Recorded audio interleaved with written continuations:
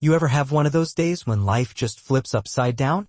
One moment, everything feels normal, then suddenly the world turns against you. That was me, just an ordinary kid, caught in a situation far bigger than I ever imagined. There I was, standing in a courtroom, staring at a judge who should have been the symbol of fairness. But behind that stern mask was something darker, something no one saw coming. I was dragged there by family troubles, hoping for justice. Instead, I found suspicion and silence. Judge Harmon was the kind of man who looked down on anyone without a fancy suit or a big name.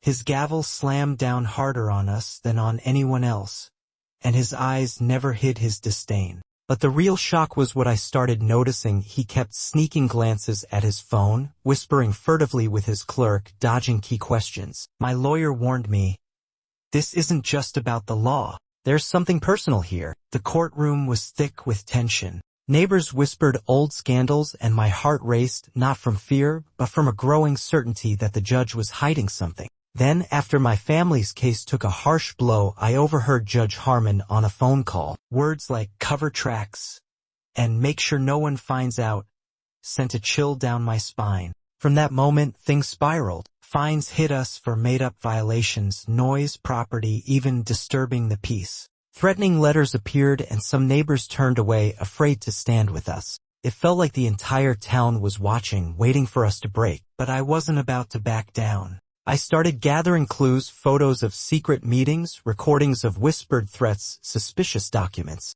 One night, sneaking into the courthouse basement, I found files hidden behind loose bricks. The papers pointed straight to Judge Harmon's involvement in a corruption scheme with a local developer. The man sworn to uphold justice was instead protecting his own dirty deals. Exposing a judge felt like poking a sleeping bear, but I couldn't ignore the truth. I rallied a few brave neighbors, and we began gathering evidence through public records and Freedom of Information requests. We put up signs around town: "Justice for all, no one is above the law," small acts that spoke louder than words. At a local council vote, the pressure mounted. Officials who once avoided the judge's shadow now faced questions they couldn't dodge. The once untouchable judge began to crack. The day everything came to a head, the courtroom was packed. Reporters, neighbors, even the judge's usual supporters filled the seats, waiting for what would happen next. When my moment came, I spoke clearly and calmly, presenting evidence no one could deny: the secret meetings, the bribes, the lies.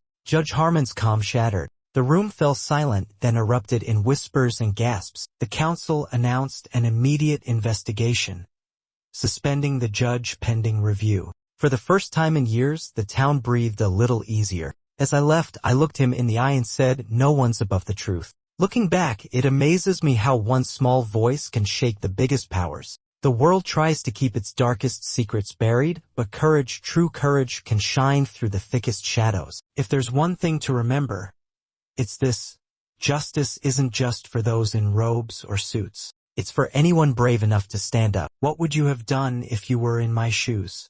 Would you have stayed silent or found your voice?